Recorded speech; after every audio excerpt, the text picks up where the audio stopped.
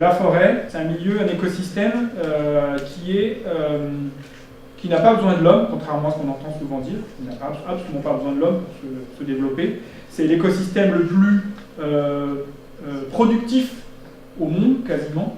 Et donc, ce sont des milieux qui, depuis tout temps, ont subi la pression de l'homme. Dont acte, on a besoin des forêts. Je dirais que ce qui évolue fortement depuis, allez, on va dire peut-être quelques décennies, c'est que nos grands-parents, arrière-grands-parents, arrière-grands-parents géraient la forêt, ici, ailleurs, sur le temps long, sur plusieurs centaines d'années, sur plusieurs générations. Et le drame des forêts actuellement, c'est que ça a disparu par endroits ou est en train de disparaître à d'autres endroits. Et qu'aujourd'hui, on gère la forêt sur le temps court. Et ça, c'est quelque chose qui est du point de vue de l'homme, de l'intérêt de l'homme, et bien sûr du point de vue de la forêt, n'est pas tenable dans le temps. Quand on parle des forêts tempérées, on est sur des cycles longs qui sont, on va dire, quand il y a une intervention faible de l'homme, on est sur un cycle de plusieurs centaines d'années, et un cycle, on va dire, complet de vie et de mort d'une forêt, c'est 500 ans. Donc déjà, quand on a dit ça, on comprend que quand nous, on intervient très fortement et qu'on va couper des arbres très jeunes, on va fortement faire évoluer à la baisse ce temps, cette révolution de la forêt.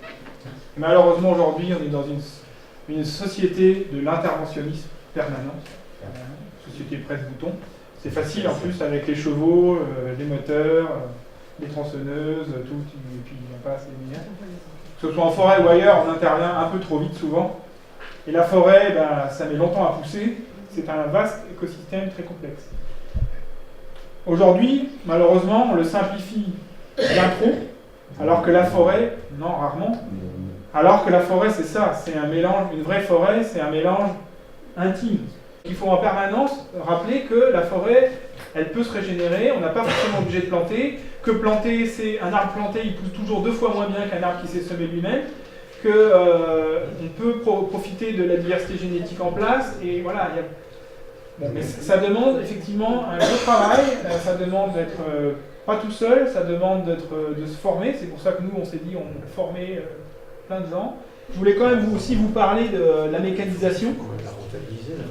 Parce que la mécanisation, c'est un gros sujet en Limousin. Parce que c'est quand même souvent qu'on voit ce genre de choses.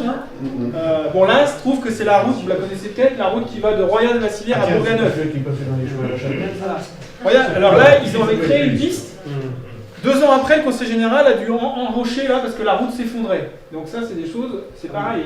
En dehors des impacts au sol et là, il y a les impacts au reste. Et malheureusement, c'est quand même souvent pas négligeable. Le problème souvent, c'est que les gens qui sont là-dedans, alors, ils ont des contraintes de fou, voilà, de temps, mais que ils sont pas, on leur dit pas, il n'y a personne pour essayer de les aider à savoir comment faire le moins de dégâts et anticiper un peu. Donc on leur dit tu vas là, ils y vont, et puis il faut sortir le bois, et donc au plus vite, au plus rapide. Et c'est là que les catastrophes arrivent. Alors que il faut. Oui, il faut qu'ils travaillent. Le coût d'une journée sans travailler, ça leur coûte un maximum. C'est des engins qui valent 600 000, 700 000 euros. Mais le gros problème aujourd'hui, c'est qu'on n'a plus assez de cerveaux en forêt. On a trop de machines et plus assez de cerveaux. Il faut, et que ce soit des cerveaux, que ce soit des habitants, des élus, des techniciens, il faut des gens qui imaginent avant comment on va sortir le bois, comment on va faire le moins de dégâts possible, et dire ça au conducteur. Et une fois que le conducteur il a les données, et ben, il va et si c'est une contrainte qu'on lui impose, et ben, il va. Alors que si on lui donne rien, et ben, lui il passe tout droit. Quels moyens on a, nous, particuliers, propriétaires, élus, d'influencer ces travailleurs forestiers? Eh bien, il faut. Alors, une fois que l'engin il est sur place, là c'est trop tard, je dirais. C'est en amont. C'est informer, discuter avec des élus, avec les techniciens, les coopératives, et dire ce que vous voulez pas, dire à l'ONF quand c'est l'ONF qu'il y a des certain nombre de choses, travailler, là j'ai entendu parler de chartes forestières, de guides de sensibilité, des bonnes pratiques aux propriétaires, c'est clair qu'il y aura plein d'obstacles qui vont se dresser. Hein.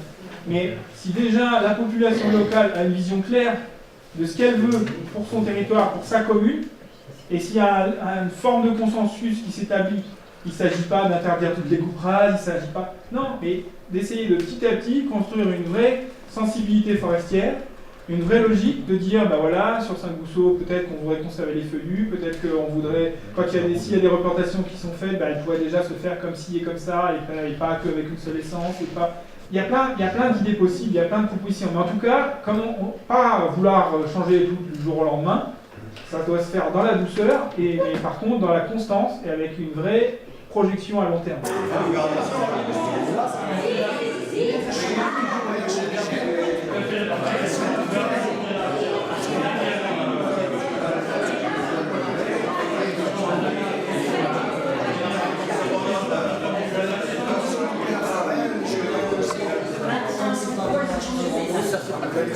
C'est